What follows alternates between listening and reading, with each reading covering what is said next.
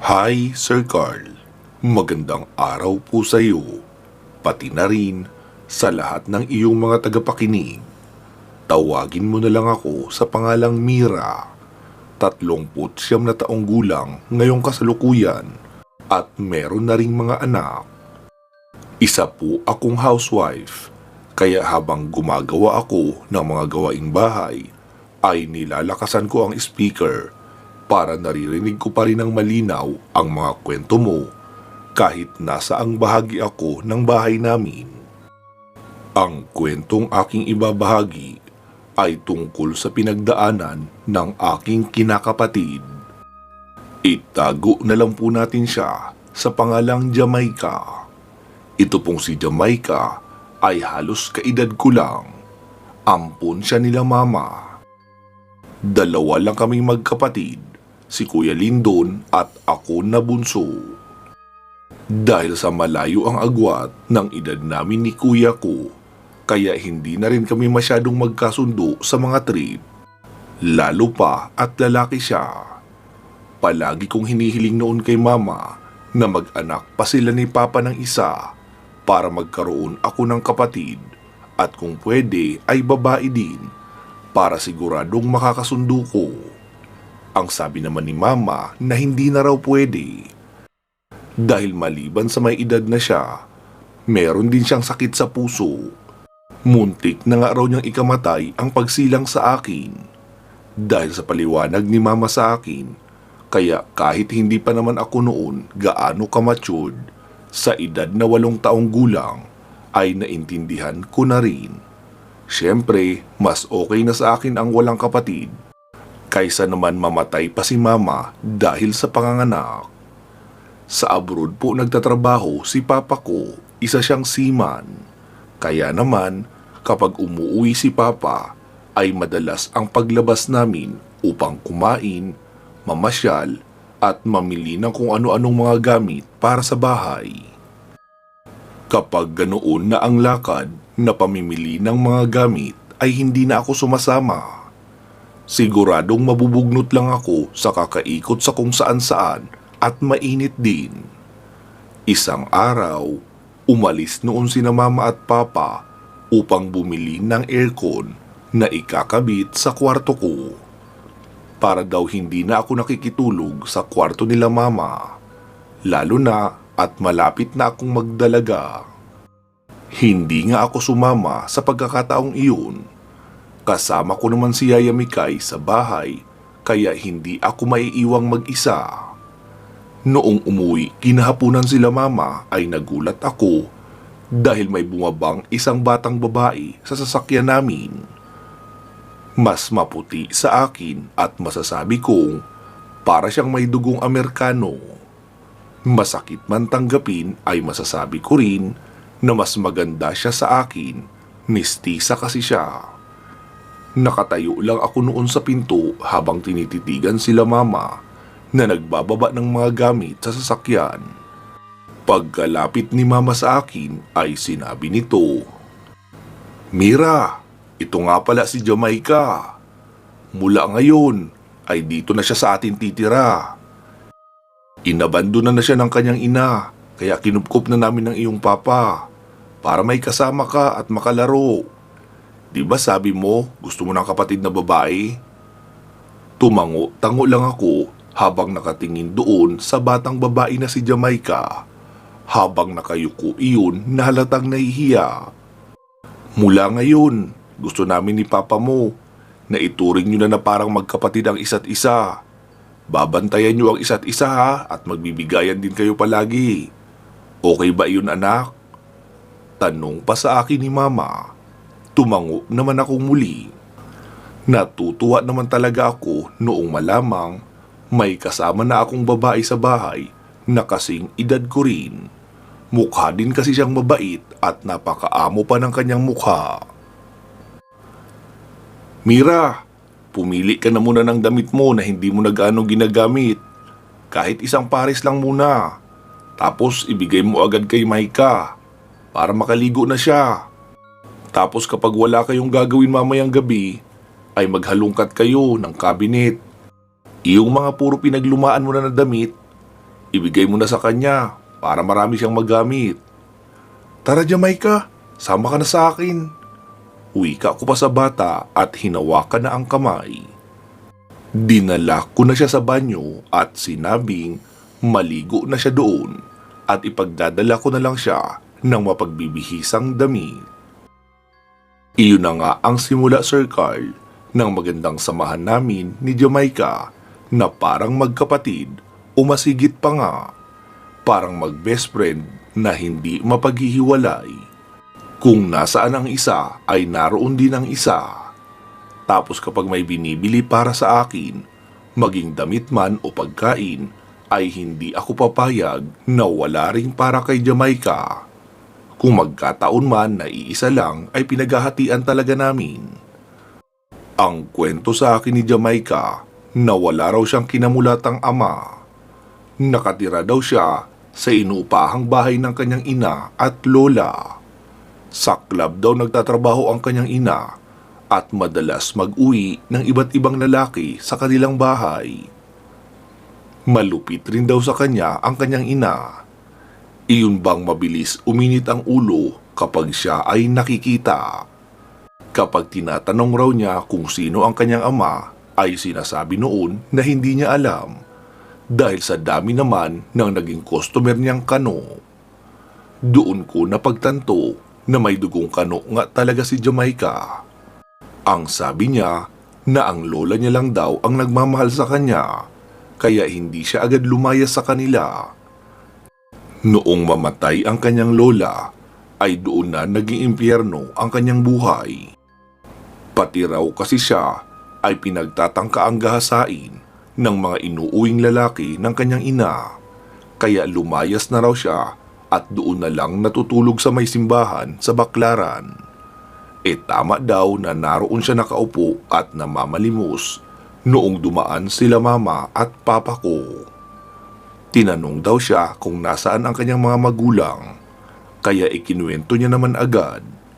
Noong alokin daw siya nila mama na sumama, ay naisip niyang pumayag na lang, kahit pa maging katulong. Basta wag lang mapagsasamantalahan ng kung sino-sinong lalaki sa bahay nila ng kanyang ina.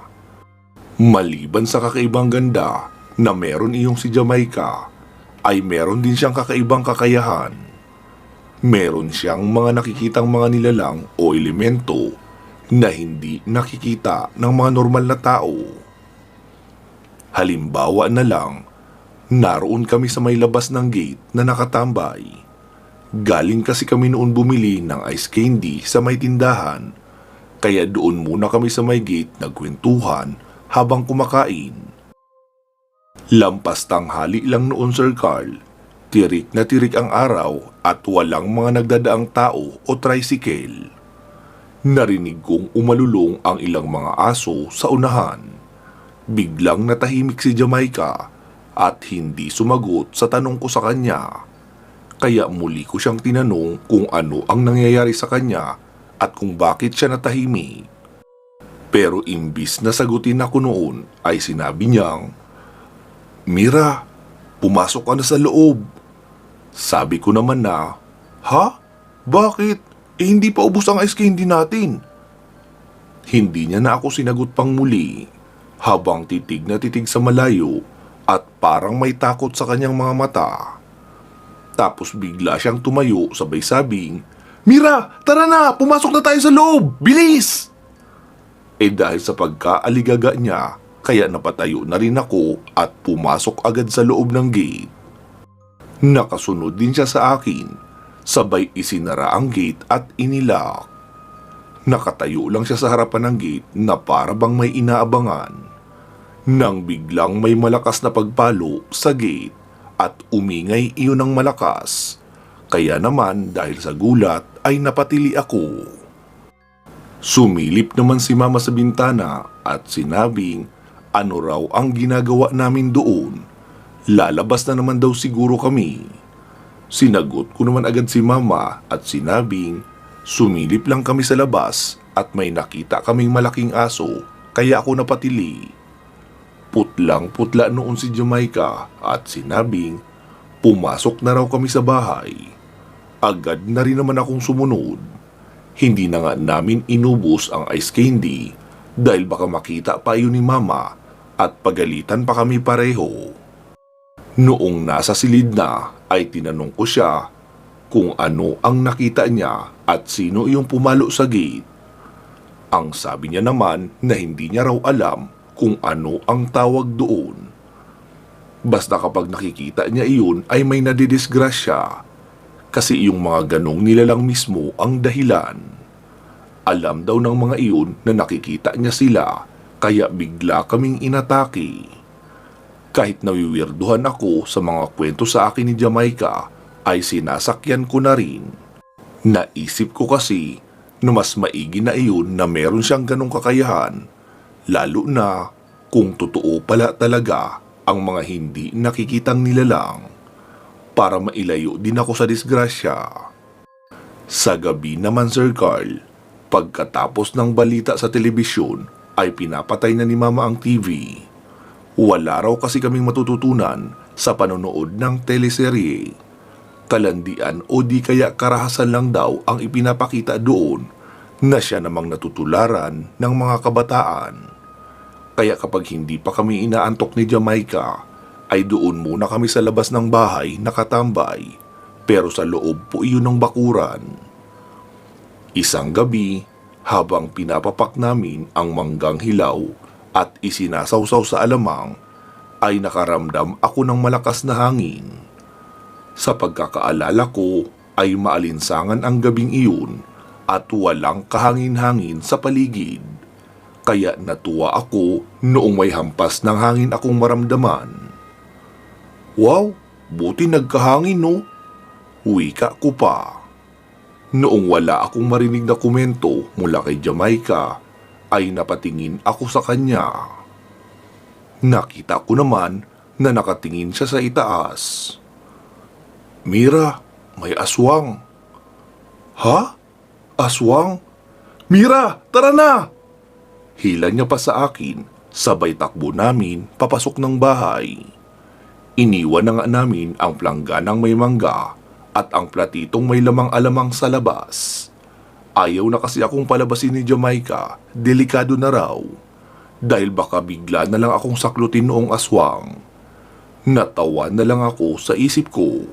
Wala naman kasi kami sa kagubatan, anong ginagawa ng aswang sa syudad? Hindi lang iyon, Sir Carl.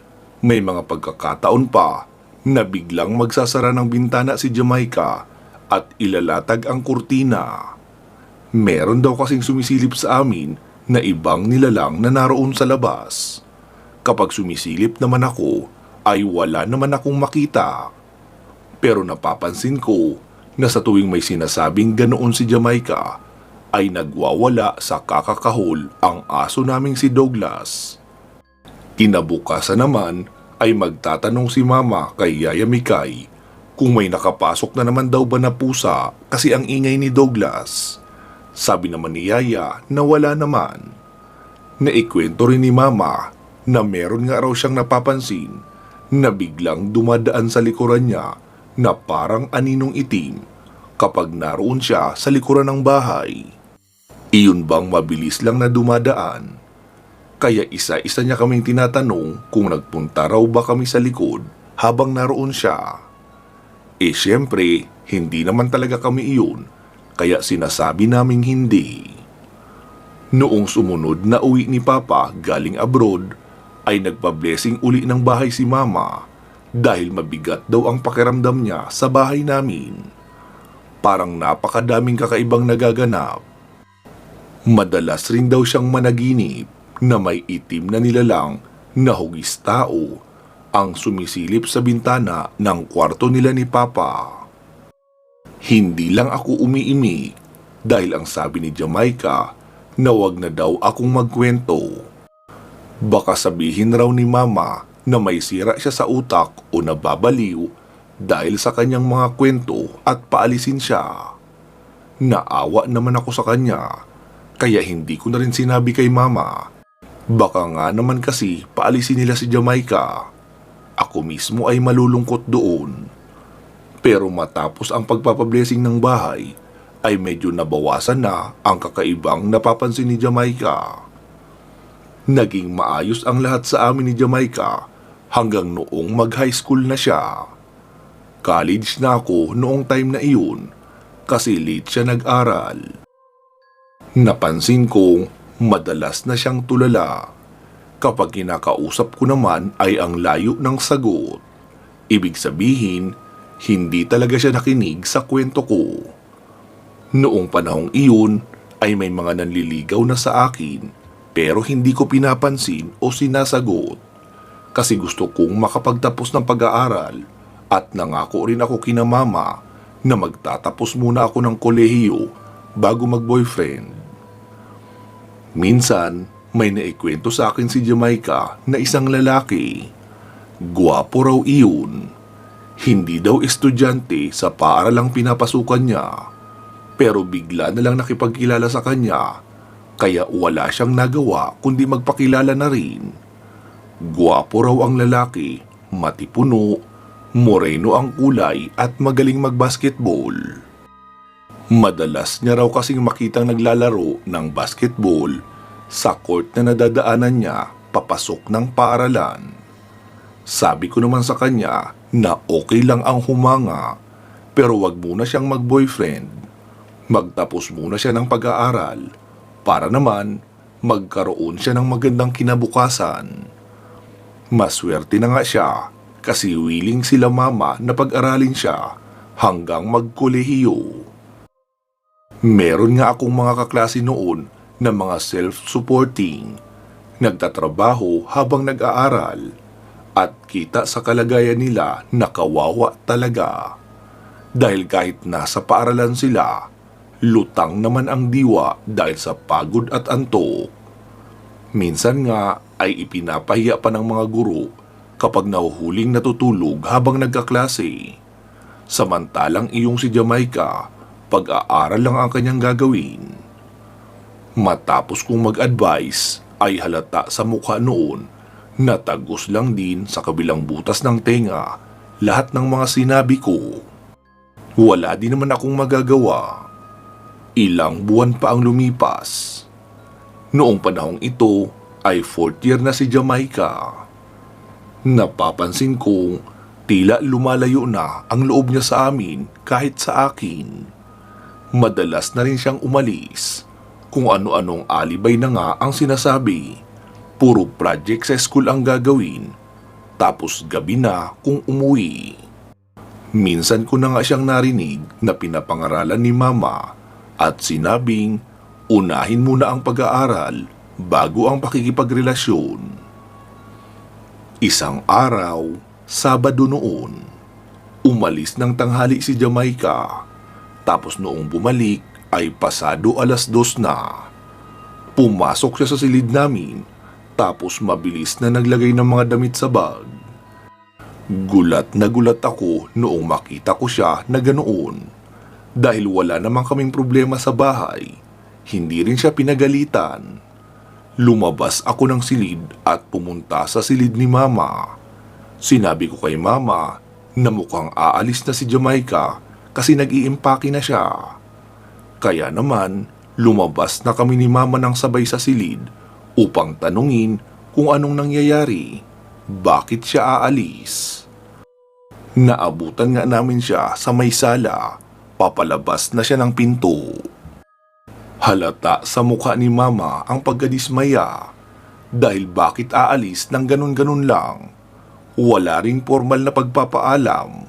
Matapos namin siyang patuloyin sa bahay at ibigay ang lahat ng pangangailangan. Tapos ganun-ganun lang kaming tatalikuran. Inaalalayan ko noon si mama dahil baka atakihin sa puso bigla sa sama ng loob. Tinanong niya si Jamaica kung bakit ito aalis. Sumagot naman iyon na hindi niya daw kailangan magpaliwanag sa amin dahil hindi niya naman kami mga kadugo. Siya daw ang pipili ng tatahakin niyang buhay. Sabay labas noon ang pinto at umalis na. Pinalapit ko si Yaya Mikay kay mama para alalayan muna ito dahil hahabulin ko sana si Jamaica sa labas para pagpaliwanagin. Pagkalabas ko ng gate ay nakita kong nakasakay na siya sa motor noong lalaking sinasabi niya. Bali may isang lumang kotse sa labas at isang motor. Doon si Jamaica sumakay sa motor habang iyong bag naman ay doon inilagay sa kotse. Tinignan lang nila ako tapos humarurot na. Nakita ko sa kotse na meron ding mga babae doon at namumukaan ko ang isa. Kapatid iyon ng kaklase ko na naging kaibigan ko rin. Naisip kong kapag may oras na ako ay hahanapin ko iyon at doon ako magtatanong para naman magkaroon kami ng linaw sa mga nangyari. Bumalik na ako sa loob ng bahay upang asikasuhin si Mama. Pinainom namin siya ng malamig na tubig para kasing nahihirapan ng huminga at naiiyak. Napalapit na kasi sa kanya si Jamaica. Itinuring niya na rin na parang sariling anak. Lumipas ang ilang linggo hanggang sa sumapit ang sem break ko sa school. Tinawagan ko ang pinsan kong si Kuya Luke o Lucas. Nagpasama ako sa kanya dahil meron siyang motor. Tama naman, nakakilala niya rin pala iyong kaklase ko na sinasabi kong nakita ko ang kapatid sa loob ng kotse. Pinuntahan namin ang lugar noon. Nakita ko nga ang babae na lumabas ng bahay. Tinawag ko iyon. Sinabi kong ako iyong kinakapatid ni Jamaica. Tinanong ko ito kung anong nangyari, bakit biglang naglaya sa amin si Jamaica. Ang sabi niya naman na nabuntis daw iyon ng kasintahan at ang kasintahan noon ay pinsan niya rin na anak ng isang dentista. Hindi mayaman ang pamilya noong lalaki. Tama lang din na nakakapamuhay ng maayos. Ang sabi pa noon na noong iuwi daw noong lalaki si Jamaica sa kanila ay nag-World War III sa bahay ng pamilya. Nagkagulo daw ang lahat. Sinapak daw ng tatay ang kanyang anak, tapos kumampi naman ang ibang mga kapatid, kaya nagkampi-kampihan na. Noong mapakalma ang lahat, ay nagdesisyon daw ang pamilya na doon patirahin sina Jamaica at ang boyfriend nito na si Rex sa probinsya nila sa Masbate. Meron daw kasing pamanang lupain doon mula sa kanilang mga kalululuhan. 2 araw lang daw ang nakalipas ay umuwi na ang dalawa ng probinsya. Ang sabi din sa akin noong nakausap ko na after daw ng graduation ay uuwi na rin sila ng pamilya niya sa probinsyang iyon. Nagkasakit daw kasi ang kanilang ama, kaya doon na lang muna para medyo mura ang pamumuhay. Nakiusap ako doon na kunin ang number ko at tawagan sa kabalitaan ako sa mga mangyayari kay Jamaica. Kinuha niya rin naman. Pagka-uwi ko sa bahay ay ikinuwento ko kay Mama ang lahat. Naiiyak si Mama sa panghihinayang dahil ilang buwan na lang din ay gagraduate na sana si Jamaica. Sabi ko naman kay Mama na wala naman kaming kasalanan doon. Tumulong na kami sa abot ng aming makakaya. Ibinigay na rin namin lahat ng kailangan niya. Kaya sagot niya na ang kahihinat na ng kanyang buhay. Lumipas ang mahigit 1 taon. Wala akong naging balita tungkol kay Jamaica. Kahit naman matagal na siyang wala sa amin, ay hindi pa rin siya nawawala sa aming alaala. Kahit papaano kasi, ay marami naman kaming masasayang pinagsamahan at wala nga talagang away. Kaunting mga tampuhan lang paminsan-minsan. Isang araw, nagring ang cellphone ko. Noong tignan ko iyon ay nakita kong number lang ang nasa cellphone. Ibig sabihin, hindi iyon nakarehistro sa akin. Agad ko iyong sinagot. Noong magpakilala ang sa kabilang linya ay sinabing siya raw si Irene, iyong pinagbigyan ko ng aking numero. Matagal na raw niya akong gustong tawagan, kaso nagipit siya, kaya isinanla niya ang kanyang cellphone kasama ng SIM. Hindi niya rin daw maalala ang pangalan ko na inilagay niya doon sa cellphone. Sinabi niyang kawawa daw ang sinapit ni Jamaica. Nabaliw na raw ito at pakalat-kalat na lang sa kalsada sa lugar nila. Tingin niya nga raw ay ilang beses na rin pinagsasamantalahan ng mga tambay doon kasi nga nawala na sa tamang pag-iisip. Kung gusto raw naming sunduin ay sabihin ko lang at ituturo niya ang ruta papunta.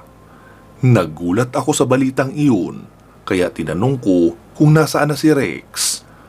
Ang sagot naman ni Irene na hindi rin daw nila alam. Nalulung daw kasi iyon sa ipinagbabawal na gamot. Naiwan si Jamaica sa bahay nila ng buntis. Lalo akong nagulat at nag-alala para sa anak ni Jamaica kung nawala pala ito sa katinuan. Sabi naman ni Irene na hindi raw nila alam. Sabi ko sa kanya, natatawagan ko siya kapag nakausap ko na sina mama at papa. Kailangan ko munang tanungin kung ano ang magiging desisyon nila. Noong maikwento ko ang lahat kay mama, ay naiyak si mama sa kanyang narinig. Tapos sinabing, sunduin ko na lang daw si Jamaica, kawawa naman daw. Si papa naman ay hindi sumang-ayon, pero wala na ring nagawa. Dahil ayaw niyang pasamain ang loob ni mama. May sakit nga kasi ito sa puso. Noong sumunod na araw, ay nagtungo nga kami ni Kuya Lucas sa Masbate. Si Kuya Lindon ko kasi noon ay nasa abroad na rin. Kasama si Irene ay hinanap namin si Jamaica. Doon din sa kanilang kubo sa bandang bukid namin siya nakita. Hindi niya na ako kilala o kahit si Irene. Umiyak siya bigla noong makita kami, kaya akala ko nga noong una ay nakikilala niya pa ako. Pero noong magsimula itong magsalita ay sinasabi niyang ibalik daw sa kanya ang baby niya. Iyon pala ang kanyang iniiyak. Tinanong naman siya ni Irene kung nasaan na ang kanyang baby. Sabi niya naman na inagaw raw sa kanya ng matandang aswang. Pagkarinig ko doon ay naghalo ang emosyon ko. Nakaramdam ako ng takot para sa aking sarili dahil naalala kong naroon pala ako sa isang lugar na maraming balitang aswang. Tapos inaalala ko rin kung nasaan na kaya talaga ang anak ni Jamaica. Nakisuyo kami kay Irene na bumili ng pagkain sa ibaba. Tapos kami naman ni Kuya Lucas ay pinagtulungang paliguan si Jamaica. Ibang-iba na talaga ang itsura niya. Taong grasa na talaga siya. Noong paliguan ko nga ay nagulat ako noong kumalat ang dugo na humalo sa tubig. Iyon pala ay may regla din siya ng araw na iyon. Kaya nagpabili na rin ako ng napkin. Halos wala kaming makitang matinong damit sa lalagyanan niya. Kaya lumang duster at iyong jacket ko ang isinuot ko sa kanya. Naiuwi nga namin siya dito sa Maynila. Tapos ipinasok muna sa mental hospital ng halos 1 taon. Pero linggo-linggo ay dinadalaw namin siya doon. May mga araw kasi na nakakausap namin siya ng maayos. Pero kapag muling naaalala ang mga nangyari, ay bigla na lang magwawala tapos ipapasok na sa kwarto. Kalaunan, noong tuluyan na nga siyang gumaling, ay naikwento niya na rin ang lahat. Pagkarating pa lang daw nila ni Rex doon, ay hindi na agad maganda ang trato nito sa kanya. Siya daw kasi ang malas sa buhay nito at sa kanya isinisisi ang pagkasira ng buhay. Sinasaktan daw siya kahit pabuntis. Bihira din siyang makakain ng matinong pagkain, kaya natuto siyang magtanim ng kung ano-anong gulay sa kanilang bakuran para meron siyang makain kapag kumakalam ang sikmura. Hanggang sa hindi na nga raw talaga umuwi si Rex. Meron daw isang matanda doon na madalas dumaan at nagbibigay sa kanya ng pagkain. Parang iyon na nga ang umalalay sa kanya hanggang sa dumating ang araw ng kanyang panganganak. Iyong nakilala niyang matandang babae lang daw ang nagpaanak sa kanya. Noong mailabas niya raw ang sanggol, ay nakita niyang nagbago ang itsura noong matanda at parang mansanas lang nanginasab ang kanyang sanggol. Ngumiti pa iyon sa kanya na punong-puno ng dugo ang bibig at naglakad papalabas ng kanilang bahay. Mula noon ay wala na siya gaanong maalala. Mas marami na daw kasi ang mga panahon na blanko na lang siya. Naaalala niya rin na may mga tambay na nagdadala sa kanya ng tinapay o di kaya saging tapos gagamitin siya. Hindi na lang daw siya pumapalag dahil nagbibigay din naman ng pagkain. Kaysa naman manlaban pa siya, may mga dala raw na kutsilyo ang mga iyon. Hindi naman daw siya sinasaktan, talagang ginagamit lang tapos iiwanan. Babalik uli pagkalipas ng ilang araw. Kaya ang ginagawa niya ay umaalis na siya ng bahay at namamalimos. Habang ikinikwento iyon ni Jamaica sa amin ni Mama at Ate Mikay, ay bumabaha talaga ng luha dahil hindi namin ma-imagine ang saklap ng buhay na dinanas niya. Hindi rin naman namin magawang masisi ang aming mga sarili dahil hindi kami nagkulang sa kanya at desisyon niya iyon. Noong makarecover na si Jamaica, ay naiwan pa rin sa kanya ang pagkatroma. Hindi na siya lumalabas, hindi na rin siya nakikihalubilo pa sa iba. Noong magdesisyon si Papa na tumigil na sa pag-a-abroad, ay nagtayo ito ng talyer o repair shop ng mga sasakyan. Meron siyang naging tauhan, si Kuya Alfred. Matanda iyon sa akin ng halos 10 taon.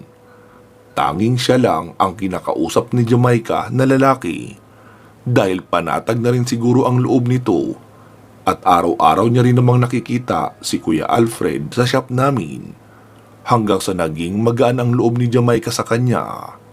Si Kuya Alfred na rin ang naging daan upang mawala ang trauma ni Jamaica sa kanyang pinagdaanan at sa katagalan nga ay naging sila. Pinakasalan siya ni Kuya Alfred. Hanggang ngayon ay naroon pa rin sila nakatira sa bahay nila Mama at meron ng 3 anak. Si Kuya Alfred na kasi ang namamahala ng shop namin at katuwang niya roon si Jamaica. Hanggang dito na lang po Sir Carl ang kwento kong ito. Pasensya na po kung hindi gaanong nakakatakot. Pero para sa akin ay nakakakilabot na ang kwento ni Jamaica na kinain ng matandang aswang ang kanyang sanggol sa harapan niya mismo. Dahil sa alam nga namin na masyadong mapait ang kanyang pinagdaanan doon, kaya naman hindi na kami nagtanong pa ng ibang mga detalye. Maliban lang doon sa mga kinikwento niya lang sa amin. Natatakot kasi kami na mawala na naman siya sa katinuan. Sana po Sir Carl ay may mapulot na aral ang mga tagapakinig mo sa kwentong ito. Unahin po talaga ang pag-aaral o ang karir at huwag sasayangin ang pagkakataon kapag may tumulong sa inyo. Hindi lahat ay nagkakaroon ng ganoong swerte. Para naman wala nang matulad sa pinagdaanan ni Jamaica. More power po Sir Carl sa channel mo. Maraming salamat po. Mag-iingat po kayo palagi at hanggang sa muli.